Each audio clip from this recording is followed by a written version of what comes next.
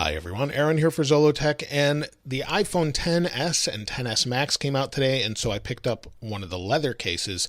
Since I'd already looked at the silicone cases, I'll link that in this video as well.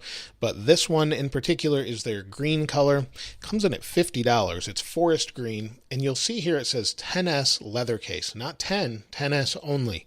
And I'll show you that in a moment, but we'll slide it out here. And these tend to have a wear to them, or a patina over time, where they start to get a little bit of oil and wear out. And in fact, I have an iPhone X case from last year, and you can see some of that. Just the oils from your hands and things make it wear over time. Now, some people like that, some don't. But if you don't like that, you probably should look at a different leather case, quite honestly. So Apple has this case for the XS, and I have the XS right here. So let's slide this on. And you'll see it fits nicely right here. It does leave the bottom open, so you do have that. But you have access to your sleep-wake buttons. And then on this one, as opposed to the silicone case, you get metal buttons right here. So your metal volume buttons feel really good. And then a metal power sleep-wake button as well. You've got a nice cutout for the camera. And this is one of the ways you can tell that this is a XS case, because it fits properly. So if I take this off and show you last year's case, and they do fit snugly and have a nice microfiber lining.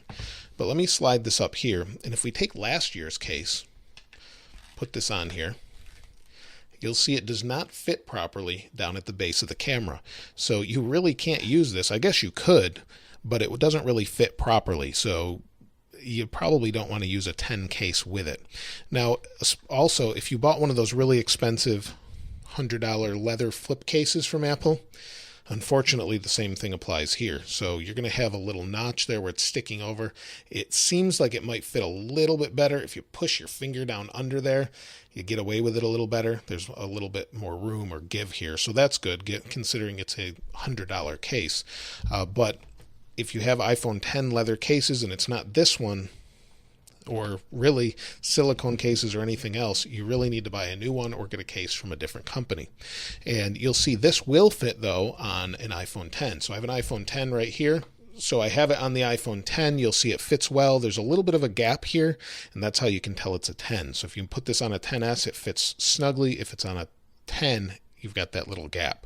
So it works great going forward, but not going in reverse. And since Apple doesn't offer the iPhone X anymore, you really only have this choice. So iPhone X cases, unfortunately, they don't fit well with a XS. I guess you could cut out the bottom if you really wanted to a little bit, and they'd fit fine, but that's it. So that's kind of unfortunate, but let me know what you think in the comments below. If you haven't subscribed already, please subscribe and like. As always, thanks for watching. This is Aaron. I'll see you next time.